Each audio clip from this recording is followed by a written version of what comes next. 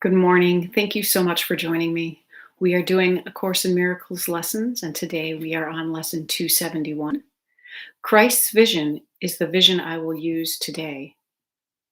Each day, each hour, every instant, I am choosing what I want to look upon, the sounds I want to hear, the witnesses to what I want to be the truth for me. Today, I choose to look upon what Christ would have me see, to listen to God's voice, and seek witnesses to what is true in God's creation. In Christ's sight, the world and God's creations meet, and as they come together, all perception disappears. His kindly sight redeems the world from death, for nothing that he looks on but must live, remembering the Father and the Son, Creator and creation unified. Father, Christ's vision is the way to you. What he beholds invites your memory to be restored to me. And this I choose to be what I would look upon today. And that is the end of lesson 271. Christ's is the vision I will use today. I'm going to move right on to Tina Spalding's channelings today. You are blessed beings indeed. I am that one you know as Jesus. Of course, Jesus was the man's name, and Christ's vision was that which I held in my life for long enough to transform my consciousness into an awakened being. It is not Jesus Christ who I am. You all are Christed beings. You have just forgotten that you are. Our nature is one of love. Your nature is one of kindness. Your nature is one of creativity and extension, and you have merely forgotten. You have layered, through no conscious fault of your own, dirt on the shining mirror of your mind. However, it is time to decide what you are going to allow in your mind from now on.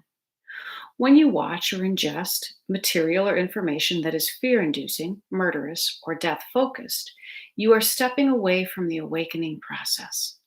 When you practice forgiveness and envision your life as a loving expression of divine mind, you get closer to that awakened process. It is your free will that decides every moment of every day which direction you walk in. If you have some habits that you know are less than loving, we ask you to envision yourself not doing them anymore. You might continue the behavior for a while, but understand that you must change the thinking that drives the behavior before you can change the behavior. That is why many of you cannot change your behaviors, because you do not change your mind, which initiates the behavior. Today, pick something that you know you're doing that is lower in frequency and envision yourself turning it off, not doing it, and doing something else. Do that for a little while, a week or so, then cut back on the behavior as a reinforcement of that transformation. Keep envisioning new behaviors to replace the unhealthy ones. Envision what you would like your life to look like in its complete form and understand that that is where the work is done in combination with your A Course in Miracles, forgiveness practices, and the lessons here.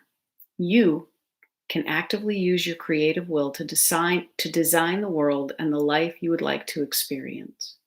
I am that one you know as Jesus, and we will speak to you tomorrow. Our minds create beliefs. The beliefs are what drives our behaviors. If we choose to see with Christ's vision, then our minds are aligned with Christ's thinking.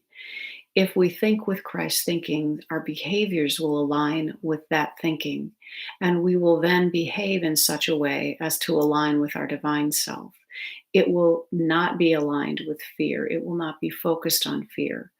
And as we change that step by step, we will see that our life, our world transforms itself into something that is much more loving, much more gentle and kind than we've ever experienced before. And we will see what people do that used to be attacks, that used to be a call to war, are now simply opinions, mistakes, or a perception that is different than yours. You will be able to look upon that with love and forgiveness, and without that need to retaliate, without that need to prove that you're right, because it won't matter so much. We choose every moment how we respond to what is happening in the external world. And that is how our perception shifts our experience. If I see something, I can assume that two people who are arguing are in an abusive relationship. I can assume that two people who are arguing are having playful banter or working through an issue, are loving each other enough to process what isn't working for them. It is my choice to decide whether it is something that I want to focus on the negative or something I want to focus on the positive. If someone says something to me in the same way, I can choose to see that as their attack on me or their opinion. And if it resonates with me, I can realize that maybe that's a place where I'm out of alignment, or I can see it as a place where someone thinks I'm not good enough. And so it's a place where I am failing. And failing versus out of alignment have two very different feels to them. And so, feeling like a failure, we judge ourselves and then we look for that validation that we are unworthy, that we are failures in our lives, and we create more and more ideas about what kind of a failure we are. Whereas if we just say we are out of alignment, in much the same way that we would go get a chiropractic adjustment, or if we noticed that we had added two numbers wrong, we would correct the error.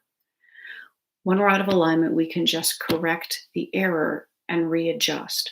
When we're driving a car and we're getting off of our path in the road, we just need to readjust to go back into the middle of our road. That's really the key to all of this, is just being able to shift your perception, to forgive others for doing the best that they can do, and to find love in all things. Have a great day. I'll talk to you tomorrow. Bye-bye.